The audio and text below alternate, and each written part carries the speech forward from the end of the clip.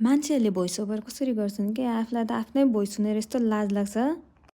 त्यही पनि यसो भोइस ओभर गरेर ट्राई हानिदिउँ न भनेर आज मेरो यसो डुनोट बनाएको रेसिपी देखाउन आएँ त म अनि यहाँ बोल्न आएँ यहाँ डुनोट बनाएको रेसिपी।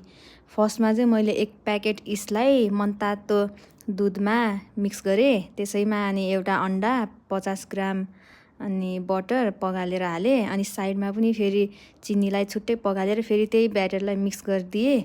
अनि त्यो ब्याटरलाई चाहिँ 2 घन्टासम्म छोडिदिएँ नि मैले। अनि 2 घन्टापछि चाहिँ अनि मजाले मेरो ब्याटर यो पुरै फुलेर आएको छ इस्टले। अनि यो इस्टको ब्याटर फुलेको देखेपछि त मैले त यसमा पिठो हालेको भिडियो हाल्नै बिर्सेछु हौ। पिठो हालेर अनि फेरि राखेँ, अनि त्यसपछि मजाले मुछेँ। त्यसपछि डुनोटको सेप दिएर तिनीहरूलाई 5-10 मिनट साइड लगाइदिएँ। अनि तातो तातो तेलमा त्यो सेपको डुनोटलाई हल्का तन्काएर हालेपछि त मेरो डुनोटहरू त यस्तो मजाले फुलेर आएको छ नि त्यहाँ। अनि त्यो फुलेको डुनोटलाई अब यस्तो फर्स्ट टाइम ट्राई गर्दाखेरि डुनोट यस्तो दामी बन्यो भनेर खुसी हुँदै थिएँ म। अनि चियासँग अब यो डुनोटलाई मस्त तारेर खानुपर्छ।